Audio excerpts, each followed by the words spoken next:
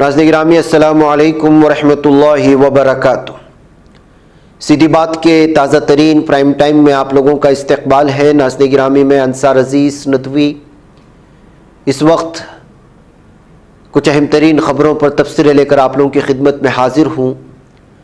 तफसीलात में जाने से पहले आप लोगों से जो दरख्वास्त होती है उस पर तवज्जो करने की अपील करूँगा। नाज़रीन गिरामी, भारत में जिन मसाइल पर गुफ्तगू होनी है उन मसाइल पर गुफ्तगू नहीं होती, जिसमें आवाम का कोई फ़ायदा नहीं, उनको धर्म संकट में जो है मुब्तला कर दिया जाता है। आदमी सोचने पे मजबूर हो जाता है कि मैं गली के सामने जो खुला हुआ ड्रेनेज का प्रॉब्लम है वो लेके जाऊं या फिर हलाल और झटका के गोश्त के बारे में तबसरा करूं। गुज़श्ता कई सालों से भारत के मुख्तलिफ रियासतों में बिलखुसूस हिंदी बेल्ट में या जहाँ पर बीजेपी ज़ेर इक़्तिदार है वहाँ पर यही कुछ हो रहा है। तो अभी झटका और हलाल को लेकर के गिरिराज सिंह ने बयान दे दिया तो खुद हमारे हिंदू भाई जो नॉनवेज हैं वो खुद रास्ते पर उतर आए इस बात को कहने के लिए कि भाई झटका और हलाल में क्या फ़र्क है और आपको हलाल किया हुआ गोश्त क्यों खाना चाहिए, वो सेहत के लिए किस कदर जो है मुफीद है और झटका किया हुआ गोश्त किस तरह आपकी सेहत के लिए मुज़िर है, नुकसानदेह। मज़हक़ अंदाज में ही पेश करने की कोशिश हुई लेकिन बड़ा पैगाम है। वीडियो मुझ तक पहुंची तो सोचा कि आप लोगों तक भी पहुंचाओ ताकि आप अपने गैर मुस्लिम दोस्तों अहबाब और भाइयों तक पहुंचाएं कि हलाल मीट या जो भी हलाल किया जाता है असल में हलाल किए जाने की वजह क्या है। हमारे यहाँ ये तो है कि आप जानवर पर बहुत ज़्यादा तकलीफ़ होती है एक ही झटके से मारने से, और हलाल का तरीक़ा ऐसा है कि जो 3 रग होते हैं अहम तरीन हलक से जुड़े हुए वो धीरे धीरे कटते हैं। जानवर को जो है बहुत कम तकलीफ़ होती है। जो जानवरों की हुकूक की बात करते हैं ना, उनको ये सारी चीज़ें रखनी चाहिए। इसी बात को हमारे राहुल कलावा नामी शख्स ने बयान करने की कोशिश की। आप कुछ सुने और फिर पता लगाएं। राहुल भाई नॉनवेज खाते हो? नॉनवेज मैं कल से मैंने शुरू किया है। हमारे मंत्री जी हैं गिरिराज सिंह जी, उन्होंने कहा कि हिंदू जितने भी वो झटके का मांस खाएं, तो मैंने आज ही शुरू कर दिया है। क्यों भैया, झटके का है कि हलाल का है? हलाल का, हलाल का। अरे फिर मैं नहीं खाऊंगा भाई। हलाल का क्या मतलब है? मुझे तो मंत्री जी ने कहा कि झटके का खाना है तो झटके का ही खाऊंगा भाई। मेरे तो कैंसिल कर दो, मैं नहीं खाने वाला हूँ। अब तो मजाक सी बात है। झटके और हलाल का फर्क क्या है वो समझिए। जब भी किसी मांस को जब उसकी गर्दन काटी जाती है तो उसमें विंड पाइप होता है। पहले हलाल में सबसे पहले वो काटा जाता है। उसमें क्या है, उसका जो शरीर का जितना भी ब्लड है वो एक साथ निकलता है, उसमें जितने भी नेगेटिव सेल्स होते हैं सब चले जाते हैं। झटके में वो सारे के सारे रक्त जो अंदर रह जाता है, ब्लड पूरा अंदर रह जाता है। इसी वजह से वो जो मांस है उसके दूषित होने के चांसेस होते हैं। सबका अपना मन है कि झटका खाना चाहता है झटका खाए। हलाल किसी पर प्रतिबद्धता बांधो मत, और सेफ जो है वो हलाल है। ये बात सही बात है, थोड़ा सा सेफ ज्यादा है। झटके में बीमारियां होने के चांस हैं। बाकी सबका अपना अपना मन है, कोई कैसा भी खाए। बाकी मैं भैया फालतू में ध्यान में ज्यादा लग जाता हूँ भाई। आदि को और निकालो जरा, ये हलाल वाला ही कौन सा? हलाल वाला, हलाल वाला। तकमीली तलबीना, ताकत, सेहत और शिफा के लिए सुन्नत और तिब्बे नबवी का बेहतरीन नुस्खा। नाजरीन, क्या आप भी खुशहाल मालदारों की तरह कामयाब बिजनेस करके हजारों और लाखों रुपए कमाना चाहते हैं? अगर आपकी हाँ है तो आज ही से अपने इलाके में तकमीली तलबीना का आसान बिजनेस करना शुरू करें और चंद ही महीनों में कामयाब बिजनेसमैन बनने के तरीके बेहतरीन तजुर्बों के साथ सीखें। बिजनेसमैन बनने का ये मौका कहीं आपके भी हाथ से चला न जाए, इसलिए अभी हमसे राब्ता करें। 9890963757। Takmeeli food products private limited, Malegaon, India.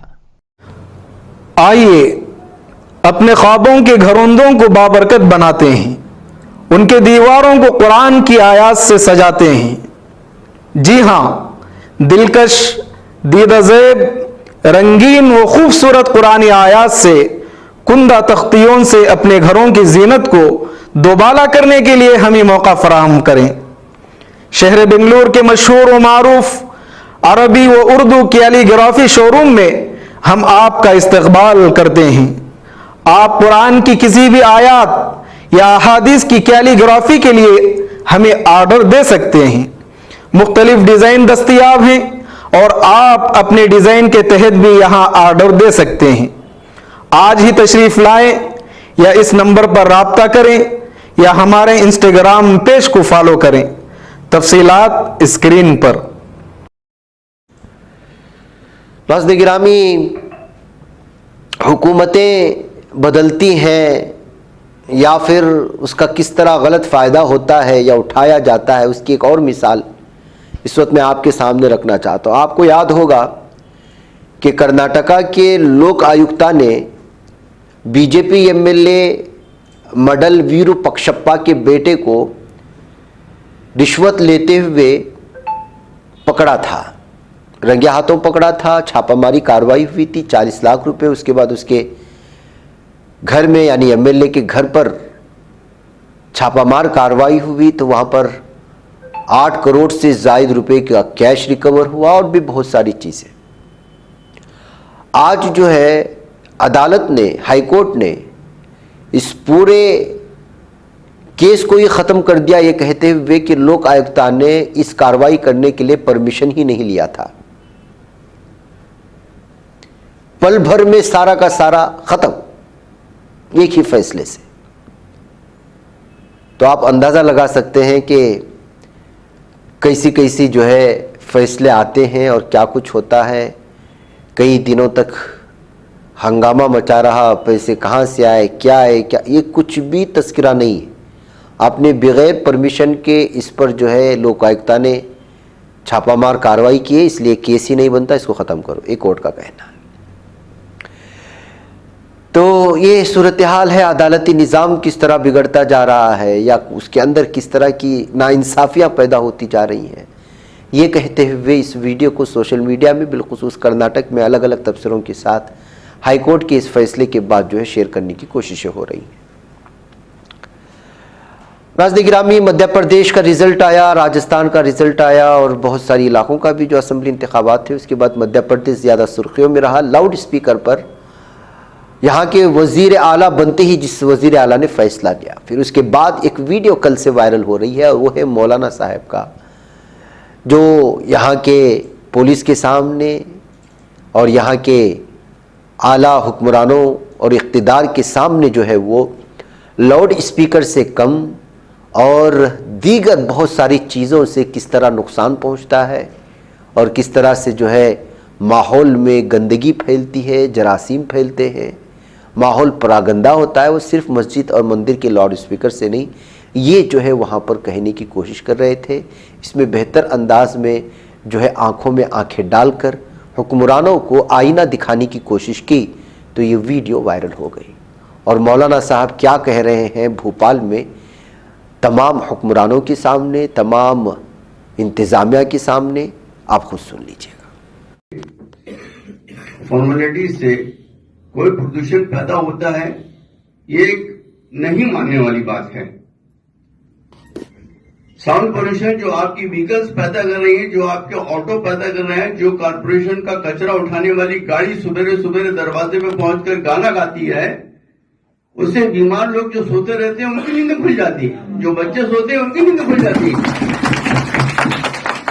इसको न देखकर जो जमीन के ऊपर प्रदूषण हो रहा है, इसको न देखकर आप हवा में उड़ रहे हैं। हवा में मत उड़िए और किसी भी कानून को बनाने के लिए इतनी जल्दीबाजी मत कीजिए। पहले बहुत सोचना समझना चाहिए, फिर उसके बाद कोई रेगुलेशन जारी करना चाहिए। और भोपाल से कोई भी रेगुलेशन जारी होता है तो उसके तुरंत बाद नगरीय निकाय की तरफ से रेगुलेशन जारी होता है। इस बार नगरीय निकाय की तरफ से कोई भी रेगुलेशन जारी नहीं हुआ कलेक्टर साहब की तरफ से, जो कि बहुत जल्दी आ जाना चाहिए था कि क्या करना है और क्या नहीं करना है। कलेक्टर साहब का कोई नोटिस निकले, उसके बाद पुलिस एक्शन में आ जाती है। पुलिस जाके मंदिरों से, मस्जिदों से स्पीकर उतरवाने लगती है। किसने दिया ऑर्डर? ये स्पीकर आप नीचे उतारो, ये ऑर्डर किसने दिया आपको? आप लॉ से हटकर काम कर रहे हैं, अपनी मनमानी कर रहे हैं। ये मनमानी हमें बर्दाश्त नहीं, और नहीं हम स्पीकर उतारने तैयार। स्पीकर नहीं उतरेंगे, न मस्जिदों से उतरे और न ही मंदिरों वालों से मैं गुजारिश करूंगा कि वो भी अपने स्पीकर उतारे नहीं। लगे हुए हैं, परंपरागत तौर पर लगे हुए हैं, उनको लगे रहने दें। रह गया जो नया कानून आया है डिसेबल डिसाइड करने का, डिसेबल कौन डिसाइड करेगा ये हमें बता दिया जाए। कितना डिसेबल लगना है, हर मशीन में डिसेबल इंडिकेट करने का कोई प्रावधान नहीं। किसी के पास सस्ती मशीनें लगी हुई हैं, किसी के पास महंगी मशीनें लगी हुई हैं।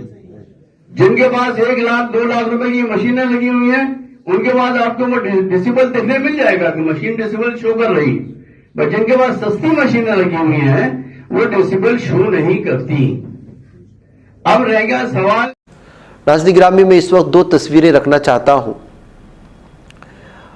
दरअसल अभी कुछ दिन पहले कोरियन की एक व्लॉगर है लेडी, वो जो है इंडिया में आई थी। जाहिर से व्लॉगर्स के मानी होते हैं कि ये शहर शहर, बस्ती बस्ती, मुल्क मुल्क घूमते हैं, खाने से लुत्फ़अंदोज़ होते हैं, शहरों को देखते हैं, सयाहत करते हैं, फिर उसको जो है अपने ब्लॉग्स में जो है उसका इजहार करते हैं, कभी फेसबुक के ज़रिए से, कुछ अपने अलग अलग पेजेस बना करके। और भारत में हमेशा ये देखा गया है कि एयरपोर्ट में हो या मुख्तलिफ़ इलाक़ों में जो गैर मुल्की सयाह होते हैं उनके साथ बदतमीज़ी करते हुए। इसी तरह की एक वीडियो शाये हुई थी, एक वायरल हुई थी, जिसमें एक शख्स इस कोरियन व्लॉगर से बदतमीज़ी कर रहा था और उसको लेकर के उस वक्त तबसरे चले कि किस तरह से कुछ लोग जो हैं वो इंडिया को बदनाम करते हैं, जो गैर मुल्की सयाह आते हैं उनके साथ अतिथि देवो भवा की सूरत में उनकी इज़्ज़त नहीं करते, उनका इकराम नहीं करते, वो हमारे मुल्क के मेहमान होते हैं। तो फिर लेकिन जब ये तस्वीर बनी तो उस वक्त बहुत सारे तबसरे हुए। आज ख़ुद इसी व्लॉगर ने एक तस्वीर, एक वीडियो शेयर की जिससे भारत का नाम ऊंचा हुआ और उसने इस बात का इजहार किया कि मैं इस बात पर यकीन नहीं कर सकते, वो थे मुसलमान। जहाँ पर एक रुकी और बिरयानी खाई और बिरयानी खाने के बाद जो है वो अपने टूटे फूटे अल्फाज में वो शख्स कह रहा है कि हम आपसे पैसा नहीं लेंगे इसलिए कि आप हमारे मुल्क के मेहमान हैं। और कहते हैं कि मैं जो है यकीन नहीं कर पा रही कि मैं आपके होटल में खाई हूँ और आप पैसा नहीं ले रहे। तो वो कहते हैं उसके जवाब में अपनी टूटी फूटी अंग्रेज़ी में कि आप हमारे देश के मेहमान हैं। तो 2 तस्वीरें हैं। तो अब इसको पेश करके जाहिर सी बात है कि सोशल मीडिया ऐसी चीज़ है, जबकि मैं इस बात को नहीं मानता यहाँ पे इस्लाम या मुसलमान या गैर मुस्लिम हिंदू के तौर पर नहीं देखना चाहिए, लेकिन सोशल मीडिया का ऐसा प्लेटफॉर्म है, कुछ लोग ऐसे बैठे हुए तमाम चीज़ों को जोड़ देते हैं और कहते हैं कि जो है एक दूसरे हिंदुस्तानी जिसका मज़हब दूसरा है उसने इंडिया को बदनाम किया, तो एक मुसलमान जो हिंदुस्तानी है और इंडिया का है उसने जो है इंडिया का नाम रोशन किया है। कहते हुए इन चीज़ों को एक सिक्के के 2 रुख कहते हुए इसको पेश करने की कोशिश की। बहके मैं तो इसको इस नज़रों से नहीं देखा था। वो चाहे टोपी पहना हुआ शख्स हो या फिर हाथों में तागा बांध करके पेशानी पर तिलक लगाया हुआ शख्स हो, वो तो पहली फुर्सत में भारतीय है। वहाँ भारत ने ही बदनाम किया था, यहाँ भारत ने ही नाम रोशन किया है। इस नज़रिए से भी देखना चाहिए, लेकिन सोशल मीडिया से तो आप वाकिफ़ हैं ही यहाँ पे किस तरह बेकार लोग बैठे हुए हैं और वो हर शख्स जो है हर वाक़े में अपना कॉलर ऊंचा करने की कोशिश करता है। नाज़रीन गिरामी, आइए जैसे मैंने इसके इब्तिदा में कहा था, आज सारे मसाइल ही बयान कर रहा हूँ जो मेरे पास वीडियो पहुँचे हैं, और वो है कि हलाल के पीछे लगाओ, झटके के पीछे लगाओ और इस तरह की चीज़ों में लोगों को हकीकत क्या है। एक वीडियो आई है रेलवे की क्या हालात है हमारे। हम डिजिटल भारत की बात करते हैं, डिजिटल इंडिया की बात करते हैं, लेकिन जब आप लोकल ट्रेनों में सफ़र करेंगे, लोकल बसों में सफ़र करेंगे, देहात में जाएंगे, वहाँ जो लोगों के मसाइल होते हैं और रास्तों की जो दुर्गत होती है, वहाँ तब पता चलता है कि भाई दिल्ली में रहने वाला, नोएडा में रहने वाला, बेंगलुरु के पॉश इलाकों में रहने वाला वो इस बात को दावा करता है कि हम बहुत तरक्यात में हैं। हकीकत में ऐसा नहीं। मुमकिन है भारत के कुछ पॉश इलाके तरक्यात की जानिब बढ़ रहे हों, लेकिन ज़मीनी सतह पर आज भी भारत वहीं खड़ा है जिसको हम कह सकते हैं कि 47 का भारत है।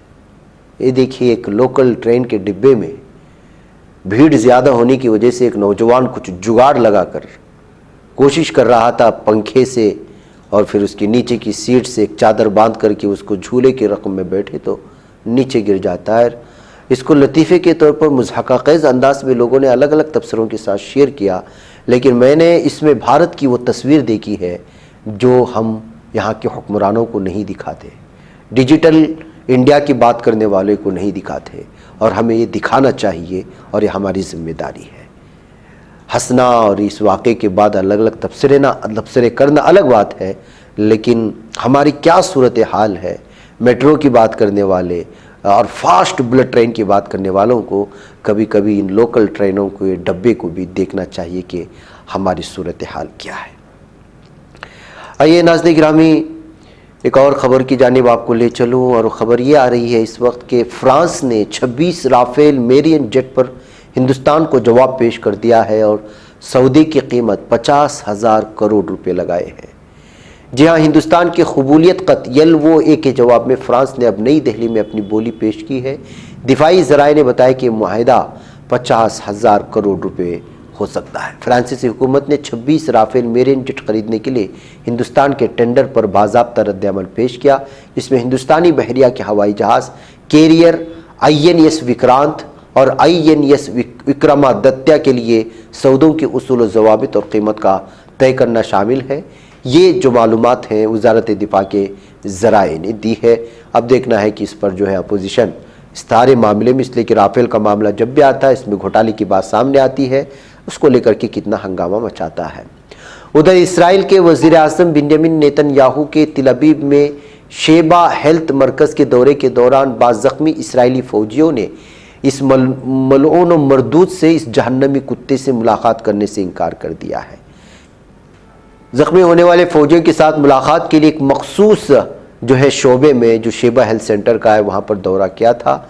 लेकिन आपको मालूम होना चाहिए कि पूरा इसराइल इस जालिम कुत्ते से, इस खंजीर से खफा है, और जो है अब इसराइली फ़ौजी भी उससे खफा है। ज़बरदस्ती जंग मुसल्लत करके ये शख्स जो है अपनी ही फ़ौजियों को जहन्नम वासिल करने का अहम तरीन ज़िम्मेदार है, और बड़ी तादाद में। इस बात को खुद जो है इसराइल मानते हैं, दुनिया यहाँ का मीडिया आपको दिखाए ना दिखाए। नाज़रीन गिरामी, ये कुछ अहम तरीन ख़बरें थी जो आपके सामने इस वक्त पेश की गई। मुझे यहाँ पर इजाज़त दें, इंशाल्लाह फिर आप लोगों से मुलाकात होगी। वस्सलामु अलैकुम वरहमतुल्लाहि वबरकातुहू। बच पाता है कोई सहाफ़ी की निगाहों से, मिलाता है ये लोगों को मोहब्बत की पनाहों से। करम और दर्द मंदी का है एक संसार, सीधी बात अज़ीमत जुर्अतो हिम्मत का है इज़हार, सीधी बात अज़ीमत जुर्अतो हिम्मत का है इज़हार, सीधी बात। ये चैनल हक निगर बनकर कुचल देता है फितनों को।